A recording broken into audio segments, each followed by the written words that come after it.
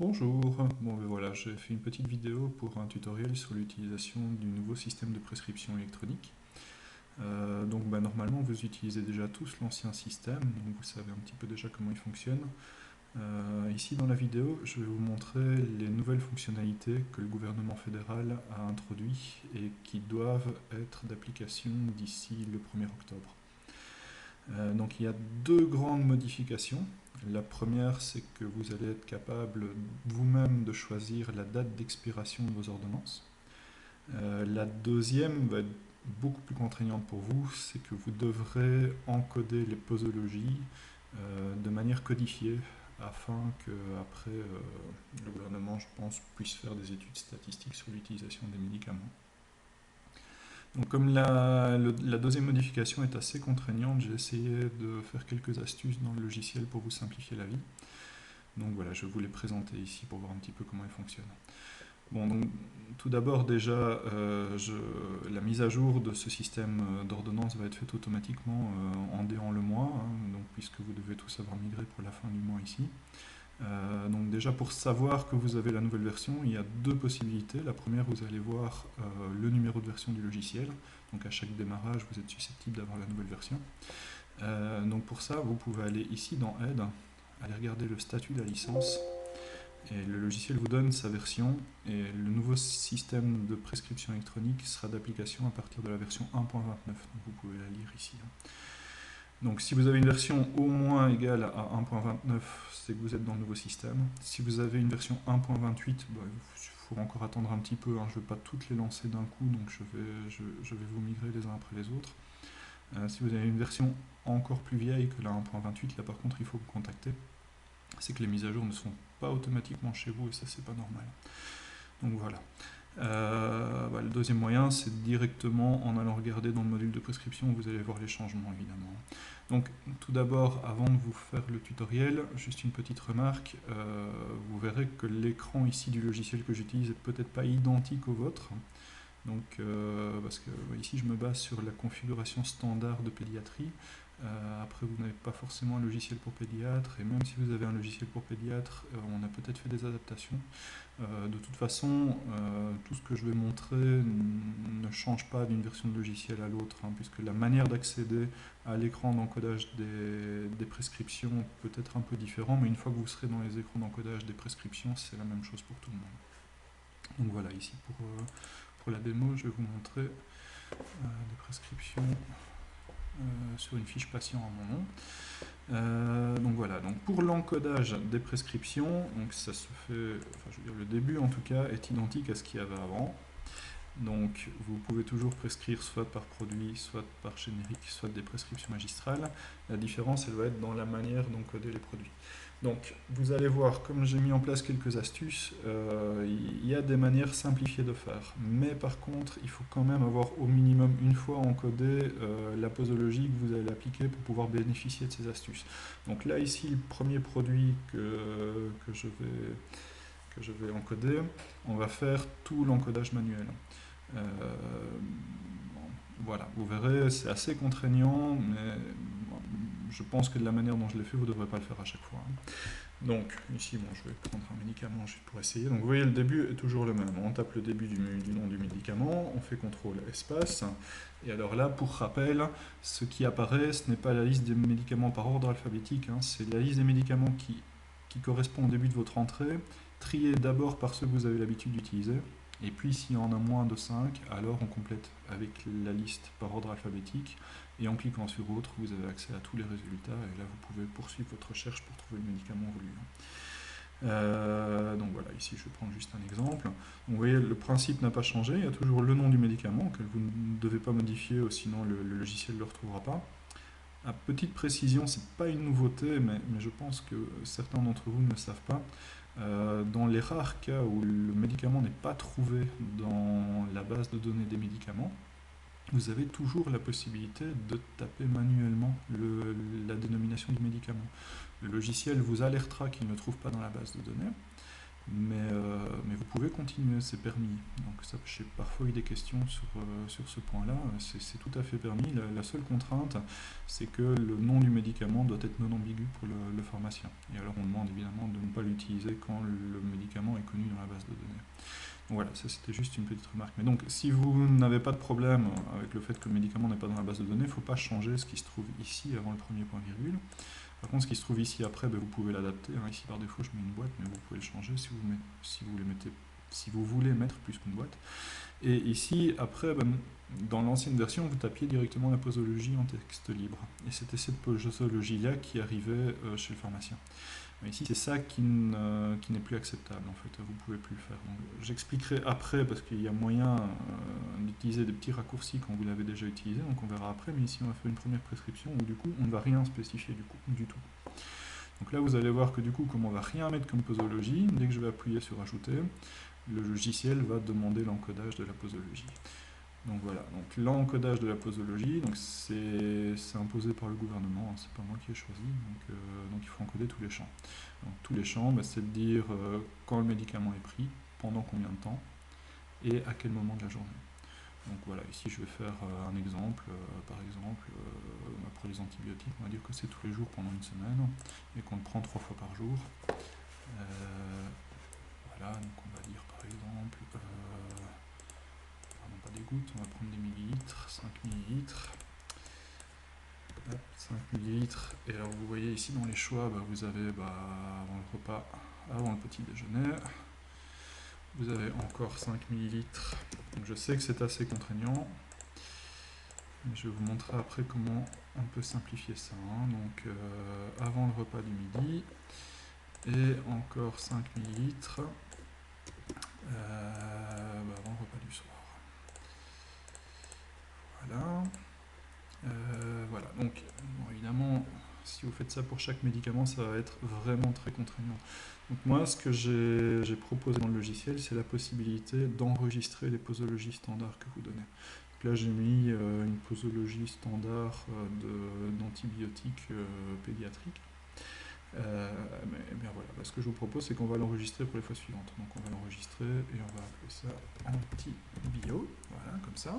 Enfin, vous donnez le nom que vous voulez, ça n'a pas d'importance, ça part pas dans les prescriptions. Hein, ça. Ce qui part dans les prescriptions, c'est vraiment l'écran que vous avez mis. Donc voilà, ça sera utilisé pour les exemples plus tard. Hein. Donc voilà, en tout cas, pour cette prescription-ci, voilà, on a encodé toute la posologie, vous pouvez appuyer sur OK, et une fois que vous avez fait ça, vous pouvez éventuellement ajouter d'autres produits si vous voulez. Mais en cliquant sur OK, la prescription va partir au niveau du serveur, ça ne change pour rien par rapport à ce qu'il y avait déjà avant. Voilà, vous voyez ici, la prescription a été chargée. Vous pouvez ouvrir le récépissé, l'imprimer et le donner à vos patients. Bon, je ne sais toujours pas jusqu'à quand vous devrez imprimer ce récépissé, ça je ne sais toujours pas. Mais en tout cas pour le moment c'est toujours d'application, donc vous devez l'imprimer. Alors aussi pour rappel, surtout depuis la crise du coronavirus, je vous ai mis une petite fonction qui permet de l'envoyer par mail, hein, si vous voulez. Donc il va directement rechercher l'adresse mail qui est encodée dans la fiche patient et il envoie directement le mail à votre patient. Alors juste une petite mise en garde, pour rappel, ce système d'envoi de mail ne respecte pas la législation sur l'envoi de données à caractère médical. Donc moi je vous l'ai mis voilà, pour régler tous vos problèmes en déant la période de la crise du coronavirus. Et voilà, normalement on ne peut pas l'utiliser. Donc voilà, ça c'était juste pour rappel. Donc voilà, donc le système est assez contraignant, donc c'est pour ça qu'il y a moyen de simplifier le processus d'encodage dans le logiciel. Donc je vais vous montrer maintenant les autres manières de faire l'encodage. Donc imaginons que vous refassiez une nouvelle prescription d'antibiotiques. Donc on va prendre de l'amoxicilline, et vous savez que votre encodage type correspond à ce qu'on a appelé ici antibio. Eh bien, vous pouvez directement mettre le nom que vous avez encodé quand vous avez enregistré la posologie, vous pouvez le remettre directement à l'endroit où avant vous encodiez la posologie. Et en faisant ça, le logiciel, cette fois-ci, ne vous demande plus rien. Il met directement la bonne posologie. Et puis, moyen d'agrandir ici. Alors, évidemment, vous allez dire, surtout pour les pédiatres, mais peut-être pour d'autres professions, on a tendance à adapter un peu les posologies. Il va mettre la posologie type que vous avez enregistrée. Vous pouvez après la modifier, hein, donc la modifier uniquement pour cette prescription-là, ou alors carrément changer le modèle, hein, au choix. Donc pour faire ça, vous cliquez ici sur posologie, et une fois que vous avez cliqué, vous faites un clic droit, et vous faites changer la posologie, et vous retombez dans l'écran ici. Et dans cet écran-là, vous avez la possibilité de supprimer des doses ou d'aller changer. Imaginons que ici ce soit 6 ml, que ce ne soit pas pris avant le repas du soir. Donc si vous n'enregistrez pas, c'est juste pour cette prescription-là. Si après vous voulez vraiment enregistrer, parce que c'est une posologie que vous donnez souvent, vous faites enregistrer, et là, soit vous retapez le même nom et vous écrasez la posologie que vous avez donnée, soit vous donnez un nom différent et vous dupliquez avec les changements que vous avez faits. Alors il y a moyen ici aussi, soit si vous n'aviez pas du tout spécifié la posologie au moment de l'encodage du produit, soit si vous l'aviez spécifié mais que ce n'est pas la bonne, il y a moyen d'aller en rechercher une autre. Donc ici évidemment on n'en a mis qu'une, mais en cliquant ici sur recharger, vous avez la liste de toutes les posologies que vous avez fait et vous pourriez en sélectionner une autre. Et il y a moyen aussi de supprimer une posologie que vous avez déjà encodée. Donc ça c'est si vous vous êtes trompé évidemment. Voilà. Donc je vais l'envoyer sur le serveur, comme ça sera fait aussi. Voilà. Alors, donc, une autre différence, c'est au niveau de la prescription par générique. Donc, le début de la prescription par générique se fait exactement comme celle par produit. Donc, on va prendre ici voilà, de l'amoxicilline orale. Le changement, c'est qu'on ne précise plus la quantité. Donc, avant, ici, il y avait, je crois que c'était 3 jours, 4 jours.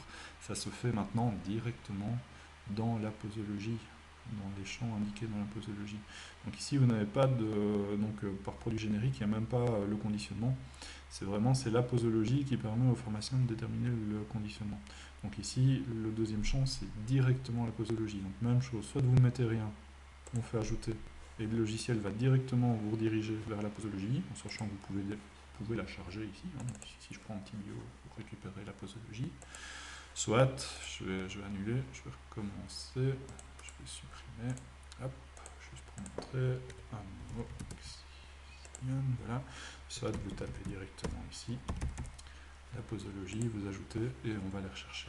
Donc c'est la liste des posologies que je vous permets d'enregistrer est la même pour les génériques, les produits, hein, ça ne change rien. Donc, ce que vous avez encodé d'un côté est utilisable de l'autre côté. Pour les prescriptions magistrales, il n'y a pas de changement. Donc là, évidemment, je ne peux pas mettre une prescription magistrale. Je vais annuler la prescription ici, je vais en faire une autre.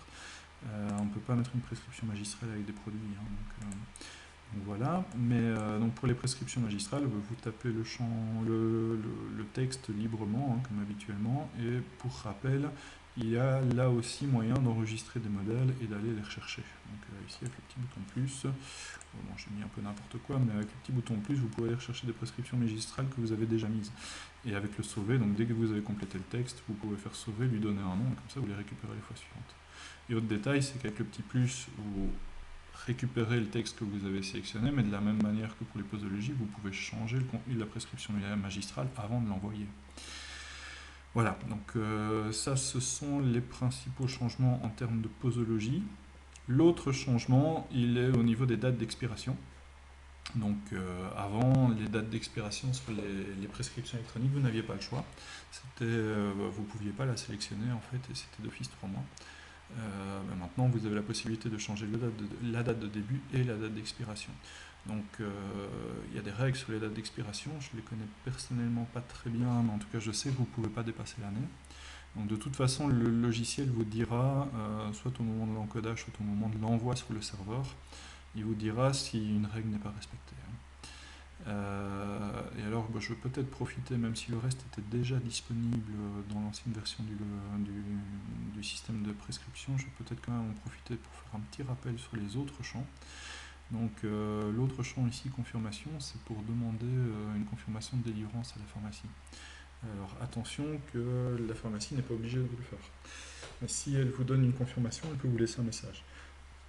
Et ça, le message, je vais vous montrer après comment on le récupère. Enfin, je ne saurais pas le récupérer parce qu'il n'y a aucune pharmacie qui me le confirmera là, ici sur la plateforme de test. Mais en tout cas, je vous montrerai le bouton qui permet de le récupérer après.